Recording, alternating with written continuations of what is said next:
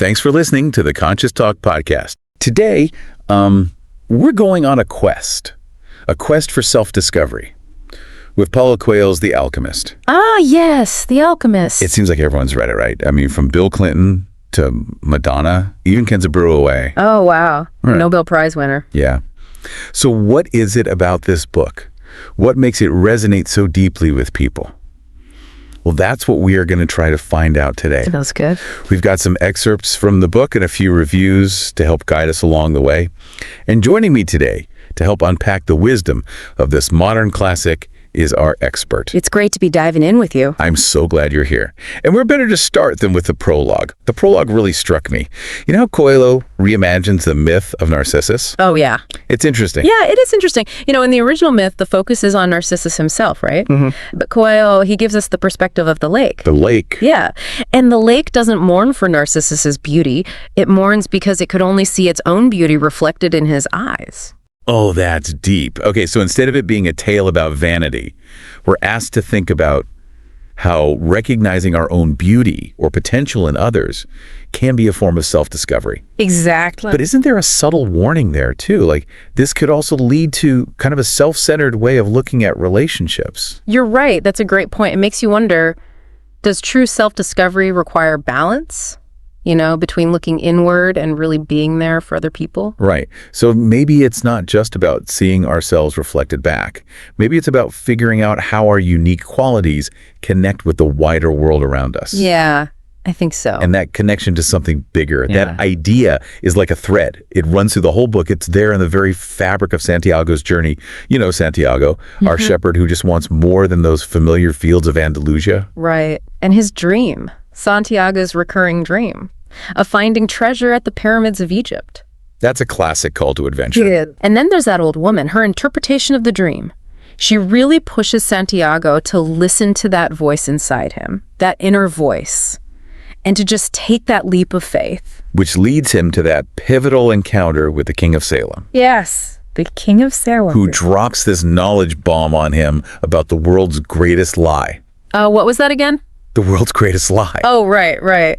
So this lie, as the king says, is basically the belief that we are just puppets of fate, that our lives are predetermined. Yeah, it makes you really examine your own assumptions, doesn't it? It does. Like, how often do we blame fate for things that we could actually change? All the time. If we just took a little action right. Yeah, for sure. It's like a powerful challenge to stop and actually take ownership of our choices. Exactly. The king wants Santiago to realize that he has the power to shape his own destiny. And the king wants us to realize that too. We're not just along for the ride, you know? In this journey called life, we're the drivers. It makes me think about those times when I felt totally stuck. Oh. Convinced that things were just meant to be. Oh, yeah. But when I look back now, I can see how those choices I made, or didn't make, those risks I didn't take, they really shaped where I ended up. For sure. Makes you wonder what would have happened if you had just followed those what-ifs a little further. It really does. And that's the kind of reflection that The Alchemist wants you to have. It wants you to think about those things and to remember that we have agency in our own lives. And, you know, those omens, Oh yeah, the omens. the recurring signs, the patterns that guide Santiago, those play into this whole idea of agency too. So you're saying it's not just about blindly following signs. Right. It's about recognizing that we are always getting information from the world around us. Always. Always. And how we interpret those signs and what we choose to do with them, that shapes our path, ultimately. Exactly. It's like those moments when a random event or maybe a chance meeting leads us in a completely different direction. Yeah. It's about being tuned in to those synchronicities and being open to the idea that maybe they are little nudges Little nudges. toward our own personal legends. I like that. Little nudges. But even when the universe seems to be nudging you, Yeah. taking that first step could be terrifying. Oh, absolutely. Totally. And Santiago's time working for the crystal merchant in Tangier Oh, yeah. The Crystal Merchant. really highlights that struggle Yeah. between comfort and growth. It does. You know the merchant. He dreams of going to Mecca, but he's paralyzed by fear and routine. It's like that saying, Ships are safe in harbor, but that's not what ships are built for. I love that. It is. It's a cautionary tale for all of us who have ever felt that pull between security and actually going after our dreams. Absolutely. And I love how Santiago and the crystal merchant are kind of parallels. Oh, yeah? They both have these dreams, but the merchant's fear traps him. It does. And it makes you think, what fears might be holding me back from my own Mecca, whatever that may be? And it's interesting how they're both pulled toward an actual physical place. Yeah. Like for Santiago, it's the pyramids. And for the merchant, it's Mecca. Right. But underneath all of that, there's this message about how the real treasure is actually in the journey itself. Yeah. It's like that saying, you know, it's not the destination, it's the journey. Totally. And Santiago, well, his journey leads him to Fatima, the desert woman. She becomes this symbol of love. And, you know, a deeper kind of connection. Yeah, and their connection. Yeah. It's described as speaking the language of the world. The language of the world. That kind of threw me off at first. Yeah. Like, what does that even mean? So it's like this idea that real understanding, it goes beyond words. Beyond words. Yeah. It's about connecting with someone's soul, recognizing that you share values, dreams, fears. It's like when you meet someone and you just click. You feel like you've known them forever. Oh, I've totally had those encounters. But it does make you wonder, if this language exists beyond words, how do you learn to speak it? That's a good question. Is it something you can like cultivate? Or does it just kind of happen when the time is right?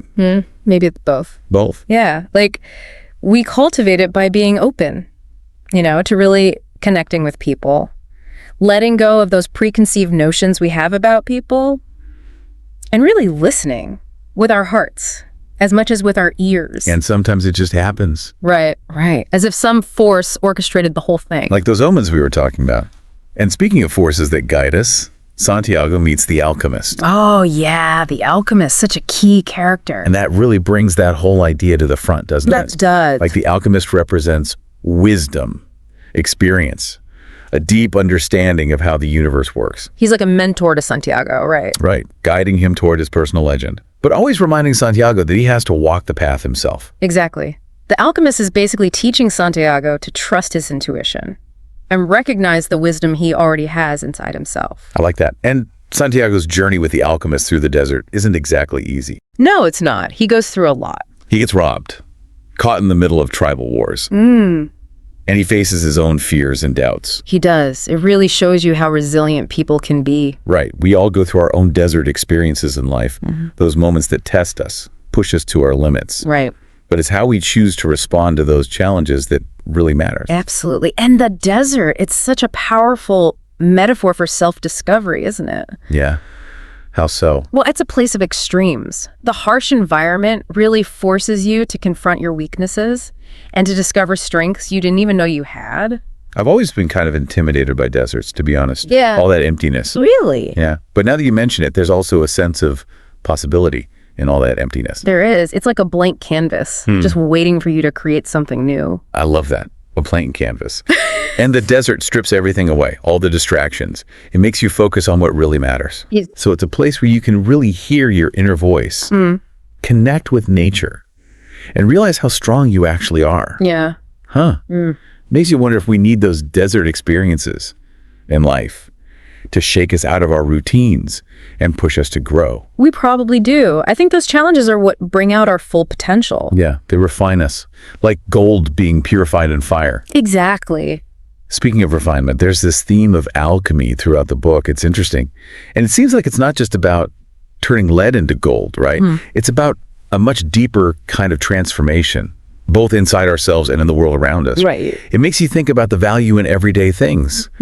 The potential for growth and change is everywhere. It is. And it's all connected. Yes. That interconnectedness, that's such a big idea in The Alchemist, like how the alchemist teaches Santiago to listen to the desert, to understand what the wind and the sun are saying, and to see the world as this living, breathing thing. It really does shift your perspective, doesn't it? It does. It's like we become part of something so much bigger than ourselves, connected to everything and everyone around us. It makes me think of that quote from the book. When you want something, all the universe conspires to help you achieve it. Oh, I love that quote. So powerful. It's all about aligning yourself with your true purpose, your personal legend. Exactly. It's like once you set your intention and start taking action, the whole world is on your side, helping you along. But of course, not all journeys are easy. And Santiago learns that the hard way. Yeah, and sometimes those really tough experiences lead to the greatest rewards. They do. Like that story the Alchemist tells Oh, yeah. about the man who dreams about his son's words being remembered throughout the world. Right. And he thinks it's going to be his poet's son. Right? Because he's the one destined for greatness. Exactly. But it turns out to be the soldier's son who says those unforgettable words. My lord, I am not worthy that you should come under my roof, but only speak a word, and my servant will be healed. Powerful stuff. It really is. And it makes you think about how we make assumptions We do.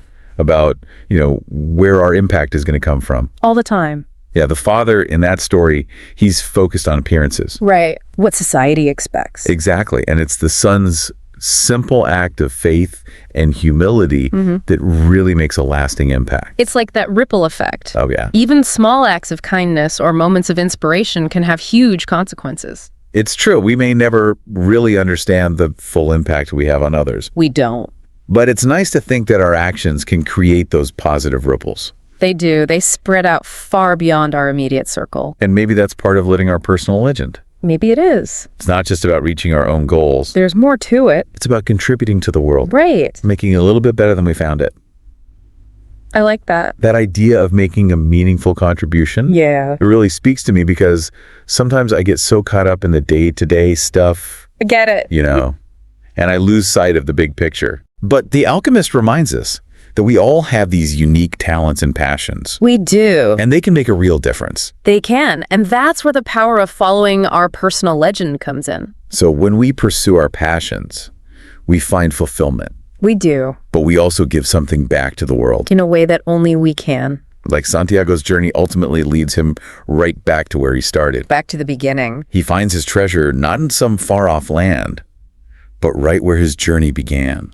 It's a powerful reminder, isn't it? It is. It really is. Sometimes what we're looking for is closer than we think. It's like that saying, wherever you go, there you are. I love that saying. So the real treasure was inside Santiago all along, It was. just waiting to be discovered. And I think that's true for all of us. I think so too. We go on these journeys searching for something, Yeah, only to realize that the real change has happened within. it has. One of my favorite parts of the book is that image of the Levanter wind carrying the scent of Fatima's perfume to Santiago. Oh yeah, when he's digging for the treasure. It's such a small detail, Yeah. but it's beautiful. It is. It shows how love can go beyond distance. It's about that enduring power of love and connection. Even though Santiago and Fatima are physically apart, their bond is still so strong. It is. And it reminds Santiago of who he is and why he's on this journey in the first place. It reminds him that love can be a guiding force, A source of strength. even when things are tough And it challenges that idea that love is about possession. or restriction. Right in The Alchemist, love is this force that allows both Santiago and Fatima to go after their own dreams. While still being connected on a deeper level. Exactly. True love helps us grow. It helps us become our best selves. Not just for ourselves, but for the whole world. This deep dive into The Alchemist has been amazing. It has. Given me so much to think about, Me too. about purpose and resilience and really listening to my heart. It's been a pleasure exploring these ideas with you. Likewise, I always find something new in The Alchemist every time I read it. And for our listeners out there, if you could ask Paulo Coelho one question about The Alchemist, what would it be? That's a good one. What insights are you still thinking about? Yeah, what are you still pondering? We hope this deep dive has inspired you to think about your own personal legend Your own journey. and the steps you can take to make it a reality. You can do it. And if you're on that journey of healing, definitely check out traumafreecoaching.com. Well, thanks for joining us for this deep dive into conscious talk. Hopefully this gave you a little taste of what the show is all about. Yeah, I hope so. Thanks for listening to the Conscious Talk podcast. Till next time, keep seeking, keep exploring, and keep diving deep.